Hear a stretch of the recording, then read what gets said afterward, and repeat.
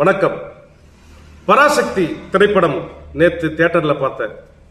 இந்திய எதிர்ப்பு போராட்டத்தை மிக அழகா நேர்த்தியா ஒரு வரலாற்று திரைப்படமா கொண்டு வந்திருக்கிறாங்க. அந்த குழுவினருக்கு என்னுடைய பாராட்டுக்கள்.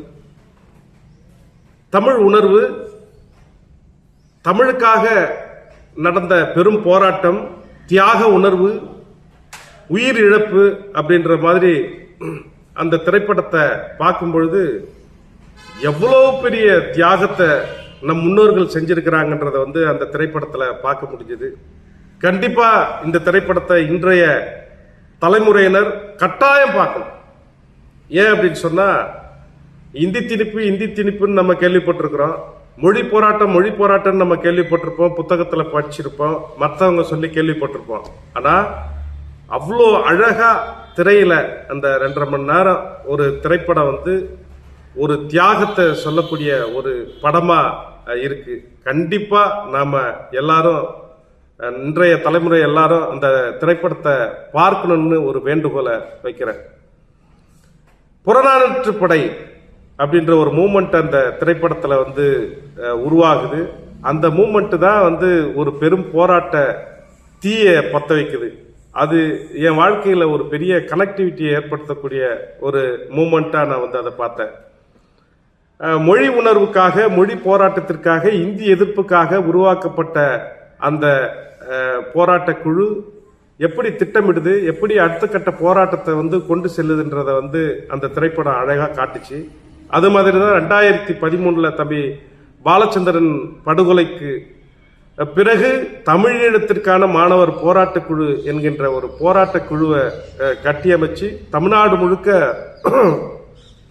ஒரு ஒரு இணைப்பை ஏற்படுத்தக்கூடிய ஒரு சூழல் அன்றைக்கு நிலவச்சு, அதே மாதிரி அந்த திரைப்படத்தில் ஒரு கனெக்டிவிட்டியை எனக்கு காமிச்சுது. அந்த மொட்டை மாடியில் திட்டமிடுறது, கல்லூரி வளாகத்தில் திட்டமிடுறது, விடுதியில் ஹாஸ்டலில் போராட்டத்தை திட்டமிடுறது, ஏதாவது ஒரு வீட்டுக்கு உள்ள மேலே இருந்து அந்த போராட்டத்தை திட்டமிடுறது அப்படின்றது எனக்கும் அந்த படத்துக்குமான ஒரு கனெக்டிவிட்டியை ஏற்படுத்துச்சு. பழைய கால நினைவுகளை அது என்ன ஓட்டங்களை எனக்குள்ள நினைவுபடுத்தின ஒரு படமாக இருந்தது. ஒரு போராட்ட காலத்தை கட்டியமைக்கிறது அல்லது போயிட்டு ஒரு பேருந்தை கல்லெறிஞ்சு அந்த இடத்துல ஒரு சலசலப்பை ஏற்படுத்துறது ஒரு செகண்ட்ல செஞ்சிட முடியும். ஆனா அந்த போராட்டத்தை கட்டுக்கோப்பா கொண்டு நம்ம கூட வர இளைஞர்களையும் மாணவர்களையும் பாதுகாக்கணுன்ற ஒரு உணர்வு இருக்குது இல்ல, அது ஒரு தலைவனால மட்டும்தான் முடியும். அதை ஒருங்கிணைக்கக்கூடிய ஒரு நபரால தான் அதை செஞ்சு முடிக்க முடியும். இல்லைன்னா அந்த போராட்டம் வன்முறையில போய் முடியக்கூடியதா மாறிடும். அப்படி ஒரு திட்டமிடல் அந்த திரைப்படத்தில் இருந்தது பார்க்கும்பொழுது எங்களோட போராட்டத்தையும் கனெக்ட் செய்யக்கூடிய ஒரு திரைப்படமா அது இருந்தது. ரொம்ப மனநிறைவா இருந்தது. அந்த பச்சையப்பன் கல்லூரியில உருவாகிற அந்த போராட்ட நெருப்பு, தீ, அந்த மாதிரி எங்களுடைய நந்தனம் கலைக்கல்லூரி, அதுக்கப்புறம் நம்ம லா காலேஜ், மற்ற இன்ஜினியரிங் காலேஜஸ், இந்த மாதிரி பல்வேறு இடங்கள்ல அந்த போராட்ட களங்கள் தன்னியல்பா மாணவர்கள் போராட ஈழத்திற்காக துணிஞ்சாங்கல்ல, அந்த மாதிரி இந்தி திணிப்பு வரும்பொழுது தமிழை காக்க அவ்வளோ பெரிய தியாகத்தை செஞ்சது ஒரு உள்ள ஏதோ ஒன்று பண்ணுச்சு அந்த திரைப்படத்தை பார்க்கும்போது. குறிப்பா சின்னசாமி அவங்க தமிழ் வாழ்கன்னு சொல்லிட்டு அந்த தீக்குளிச்சு தன்னுடைய உயிரையே மாற்றிக்கிறது சாதாரணமா யாராலையும் செஞ்சிட முடியாது. அவ்வளோ பெரிய தியாக உணர்வு நம் முன்னோர்கள் நமக்காக செஞ்சிருக்கிறாங்க அப்படின்ற பொழுது கண்டிப்பா புத்தகத்தை விட, மற்றவர்கள் சொல்லை விட இந்த திரைப்படத்தை திரையில பார்க்கும்போது அவ்வளோ அந்த தியாக உணர்வு நமக்கு புரிய வரும். குறிப்பா ஒரு அண்ணன் தம்பியினுடைய அந்த பிணைப்பு, அந்த போராட்ட களம்ன்றது பார்க்கும்பொழுது அவ்வளோ ஒரு பெய்சிலிருக்க வைக்கக்கூடியதா இருந்துச்சு அந்த திரைப்படத்துல.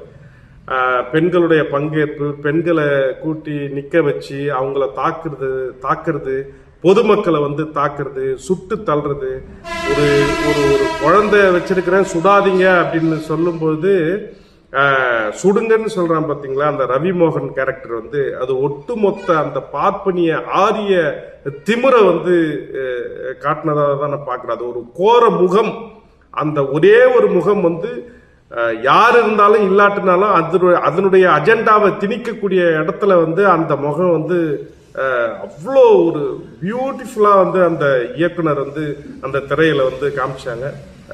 மிகப்பெரிய ஒரு பாராட்டுக்கள் இயக்குனருக்கு. கண்டிப்பா இந்த திரைப்படத்தை வந்து நாம திரையில இந்த தலைமுறை பார்த்தே ஆக வேண்டும் என்று என்னுடைய அன்பான வேண்டுகோளை விடுக்கிறேன்.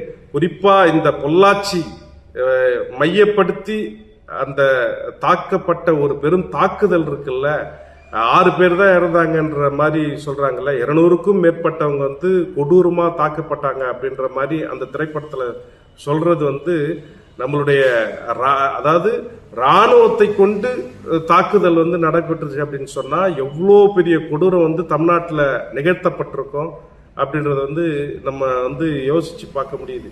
அதனால வந்து இந்தி எதிர்ப்பு போராட்டன்றது ஒரு மிகப்பெரிய வரலாற்று போராட்டம். அது வந்து காலத்தால அழிக்க முடியாத ஒரு போர். அந்த போராட்டத்தால தான் இன்னைய வரைக்கும் தமிழ்நாட்டை வந்து ஒரு ஆரிய பார்ப்பனிய கூட்டம் வந்து குறிவைத்து இந்த தமிழகத்தை நாம் கையில் அதாவது கைப்பிடித்த வேண்டும், கைப்பற்ற வேண்டும் என்கின்ற ஒரு நோக்கத்தோடு இன்றைக்கும் கூக்குரல் இட்டுக் கொண்டிருக்கிறது ஆரிய கும்பல்.